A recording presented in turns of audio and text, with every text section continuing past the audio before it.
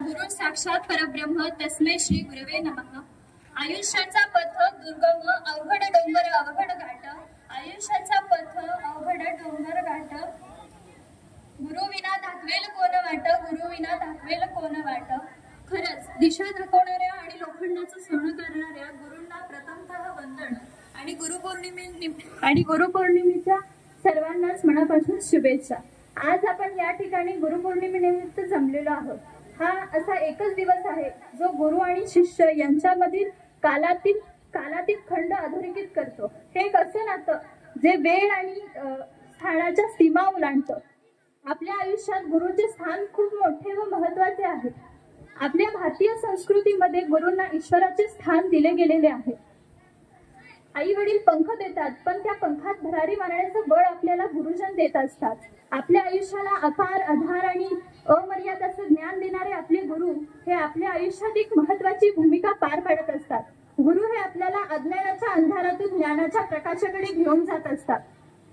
भविष्यातील एक चांगला नागरिक घडविण्यासाठी बालकांच्या बालमनावर गुरूंचाच प्रभाव असतो। गुरु हा शिष्याला योग्य ती दिशा दाखवत असतो। खरं तर गुरूंना वयाचं, रूपाचं, जाती धर्माचं बंधन नसतं। गुरु हे आपले मार्गदर्शक, प्रेरक आणि मित्र असतात। कृष्ण आणि अर्जुन, द्रोणाचार्य आणि एकलव्य अशा कितीतरी असंख्य जोड्या आपल्याला या बंधनाचे उदाहरण देऊन जातात।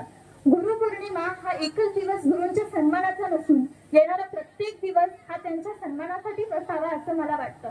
एकदा स्वामीजी जेव्हा परदेशात होते तेव्हा तिथं त्यांचं भाषण सुरू होतं। भाषण झाल्यानंतर तिथलाच एक सुटापुटातला माणूस त्यांच्याजवळ आला आणि तो माणूस स्वामीजींना म्हणाला, स्वामीजी तुम्ही अनेक ठिकाणी जाता तरी हेच कपडे घालून जाता, आमच्यासारखे सुटापुटातले कपडे का नाही घालत? स्वामीजी हसले। स्वामीजींनी नम्रपणाने उत्तर दिले। स्वामीजी म्हणाले, तुमच्याकडे चारित्र्य कपड्यावरून ठरवलं जातं, आमच्याकडे चारित्र्य मात्र संस्कारावरून ठरवलं जातं। असे संस्कार देणाऱ्या गुरूंपुढे मी नतमस्तक होते। आपल्या भारताला पुरातन काळापासूनच गुरु आणि शिष्य परंपरा लाभलेली आहे। पुरातन काळापासून शिक्षण पद्धतीत अनेक बदल होत गेले, परंतु गुरु आणि शिष्य यामधील असलेला आदर आणि विश्वास अजूनही टिकून आहे। असाच एक प्रसंग इतिहासात घडलेला आहे। शिवराय व तुकोबाराय यांच्यात हा प्रसंग घडलेला आहे। जगद्गुरु तुकोबा एकदा शिवरायांना सारे राज्य आणि जीवन समर्पण करण्याची इच्छा झाल्याने त्यांनी बहुमोल रत्नांचा नजराणा जगद्गुरु तुकोबारायांना पाठवला।